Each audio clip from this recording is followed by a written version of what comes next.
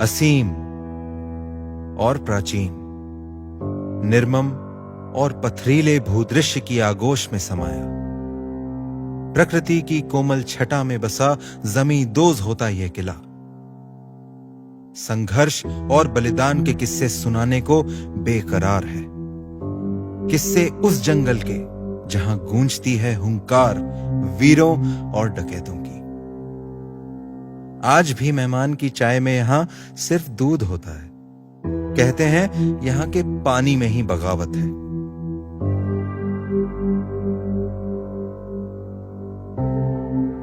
उसी पानी से सींचा हुआ बागी डकैतों को पनाह देने वाला यह जंगल आज जानवरों का स्वर्ग है। और चकमा देकर छुप जाने में तो यहां के जानवर भी माहिर हैं। यह कहानी है विंध्याचल की शान कूनों की।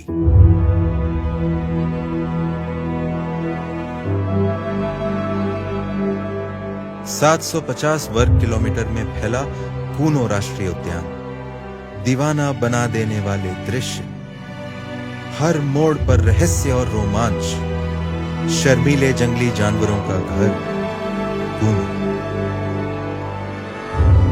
आज कूनो जैसा दिख रहा है, उसके पीछे कई कहानियां हैं। पार्क के टिकटोली गेट में प्रवेश करते ही बब्बर शेर को यहां लाए जाने की बातें शुरू हो जाती हैं।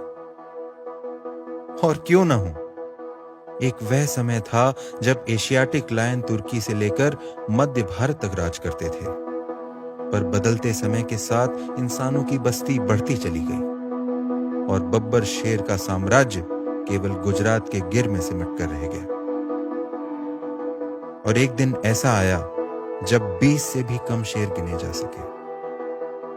जूनागढ़ नवाब ने फौरन शिकार पर पाबंदी लगा दी और फिर साल दर साल इनकी आबादी बढ़ने लगी। मगर आज समस्या कुछ और ही है। अब इन्हें सबसे बड़ा खतरा खुद से है। आज जितने भी लायन गिर में हैं, सब उन्हीं 18 से 20 बचे हुए शेरों के वंशज हैं। इससे कई तरह की जेनेटिक बीमारी होने का खतरा है।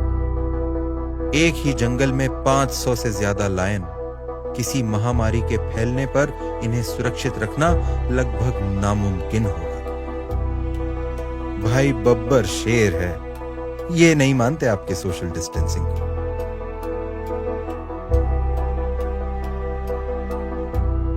वाइल्ड लाइफ के जानकार इस बात पर तो एकमत थे। गिर के बब्बर शेरों को अब जल्द ही एक नए घर की जरूरत थी। तो 1991 में wild life institute of India ने एक अध्ययन शुरू किया और कई जंगलों के आकलन के बाद मध्य प्रदेश के Kuno Palpur wild life sanctuary को सबसे माकूल पाया गया। यहां का मौसम और माहौल दोनों ही काफी कुछ सासन गिर जैसा था। शेर को नया घर देना था, उसके पुराने घर जैसा होना तो जरूरी था ना। और जनाब, लायन लाने की बात कोई नई थोड़ी है। 1920 के आसपास महाराजा माधवराव सिंधिया प्रथम पूरे लाव लश्कर के साथ अफ्रीका से कुछ लायन यहां ले आए थे।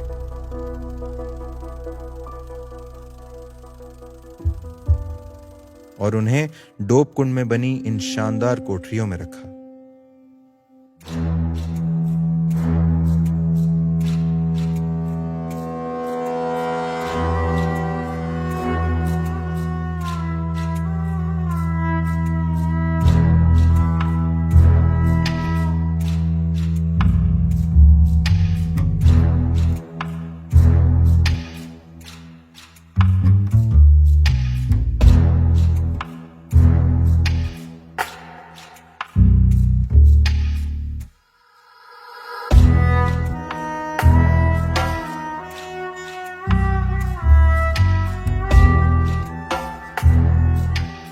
उनका सपना था इन्हें खुले जंगल में छोड़े ताकि इस भूदृश्य में बब्बर शेर की आबादी को दोबारा स्थापित किया जा सके।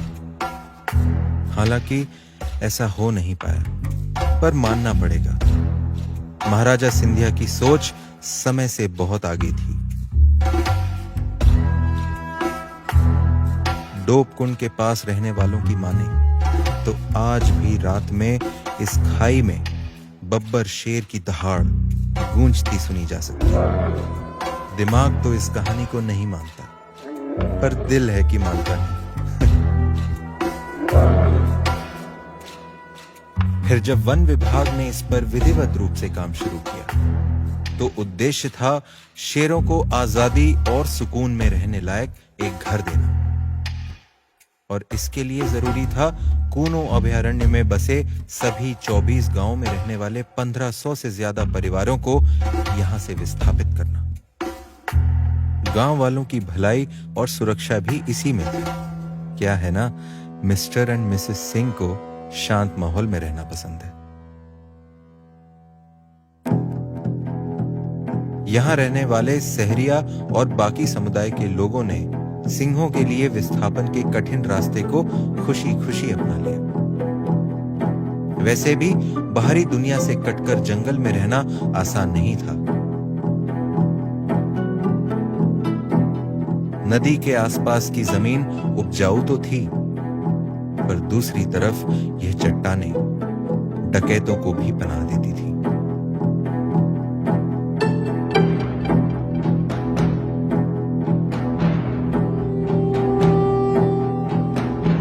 कई खौफनाक किस्से हैं जब अपनी बहू बेटियों की लाज बचाने के लिए रातों रात गांव खाली कर दिए गए। कूनो पालपुर से पलायन कर लेना सभी के लिए फायदे का सौदा साबित हुआ। विस्थापन का इतना बड़ा प्रोजेक्ट पालपुर राजा श्री जगमोहन सिंह के समर्थन के बिना संभव नहीं था।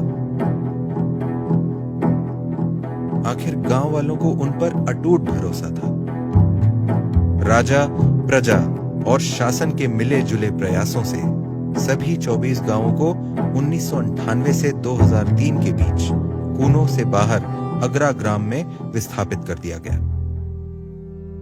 धीरे धीरे इन छोटे छोटे गांव और टोलों से आए लोगों ने अगरा को केंद्र बनाकर आसपास की जगहों में अपना घर दोबारा बसा लिया। सहरिया समुदाय के लोग वैसे काफी सादगी से रहना पसंद करते हैं और एक ही बड़े गांव को केंद्र बनाकर यहां सिंचाई और बिजली की व्यवस्था करने में वन विभाग भी ज्यादा कुशलता से काम कर पाया।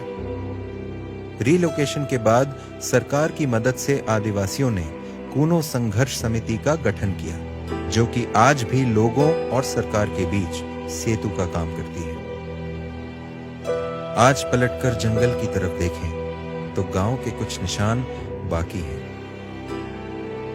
पर ना जाने क्यों इन टूटी दीवारों को देखकर सन्नाटे का नहीं बल्कि सुकून का एहसास होता है। दिल थोड़ा रुआंसा भी होता है इन लोगों के बलिदान को देखकर, जो जंगल की भलाई के लिए अपना घर छोड़कर चले गए।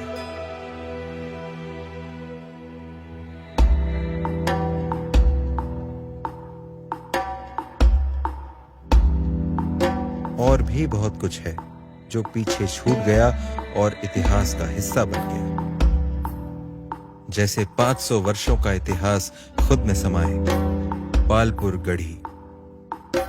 कूनो नदी के किनारे बना यह किला कभी चंद्रवंशी राजा बल बहादुर सिंह की राजधानी था। उन्होंने यहां लगभग 1666 में अपना साम्राज्य स्थापित किया। कई लड़ाइयां देखी हैं इन दीवारों ने। सूर्यास्त के समय किले का नजारा तो देखते ही बनता है।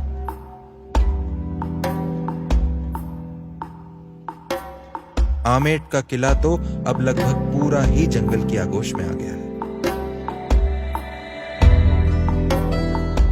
भव्य और विस्मयकारी मैटोनी किले को देखकर तो समझ ही नहीं आता जंगल ज्यादा पुराना है या किला।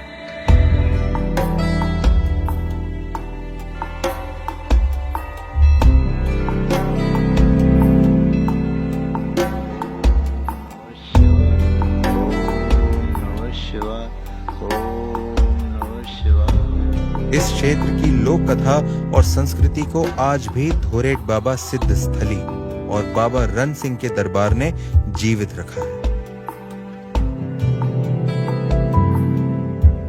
ये आंखें अपने नए शासक का इंतजार करते करते अब बहुत बूढ़ी हो गई। सालों पहले जब बागी डकैतों का इन गांवों पर अचानक हमला करके लूट लेना आम बात थी, तब यहाँ के निवासियों ने दूर दूर तक नजर रखने के लिए ऐसे मोर्चे बनाए थे।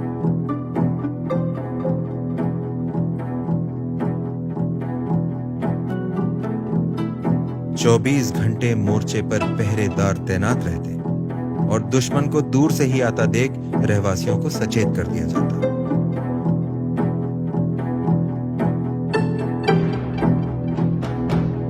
जंगल में पहरेदारी के लिए वॉच टावर बनाने की तरकीब शायद यहीं से आई।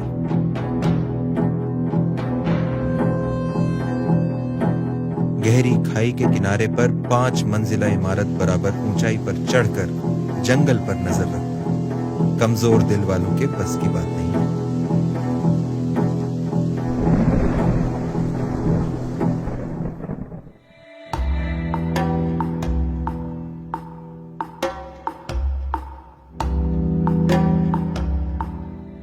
जंगली जानवरों को सुरक्षा देना तो एक बात है, पर उन्हें यह अपना घर लगे, इसके लिए खाने और पीने की व्यवस्था उतनी ही जरूरी है।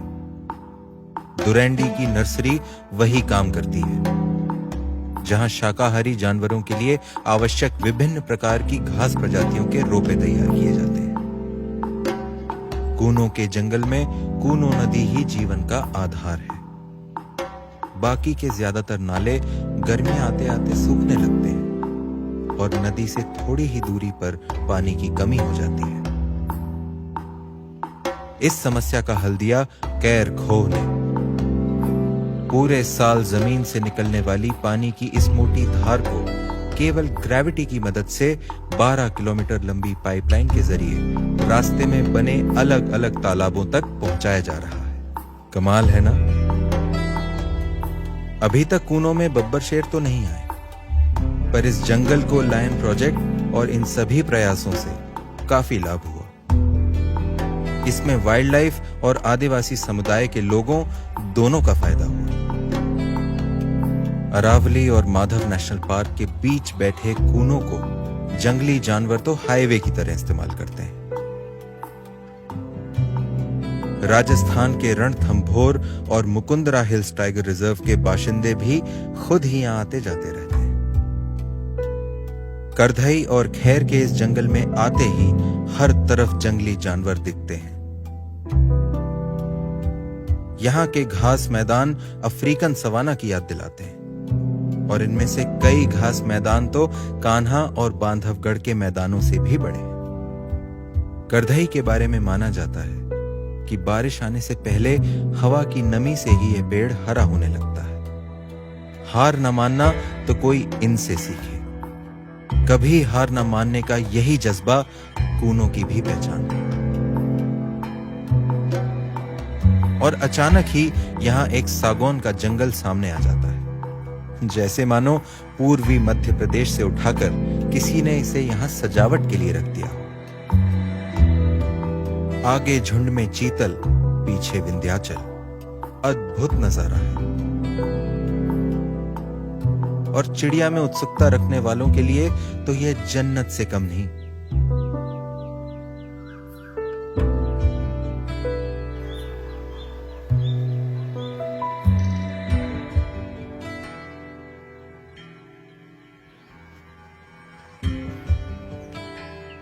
जरा दोस्ताना किस्म की है यहाँ की ड्रोंगो भी।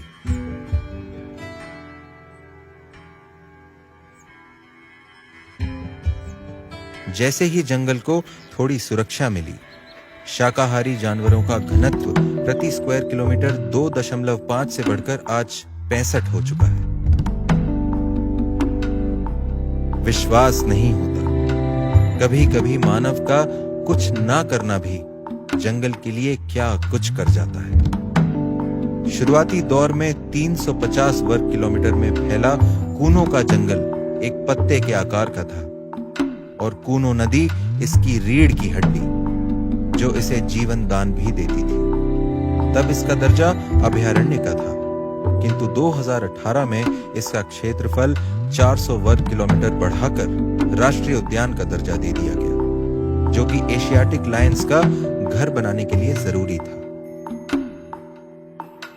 कूनो राष्ट्रीय उद्यान में टाइगर, लेपर्ड, बब्बर शेर एवं चीता, चारों बड़ी बिल्ली की प्रजातियां साथ रह सकती हैं, और ऐसा ऐतिहासिक तौर पर इस क्षेत्र में पहले रहा भी है।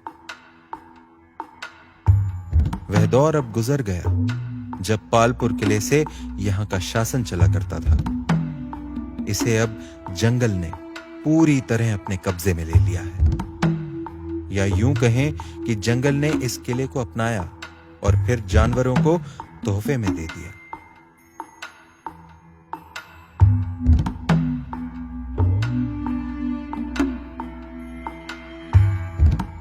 सोने सी चमकती धूप में यहां दिन भर लंगूर खेलते कूदते दिख जाते हैं,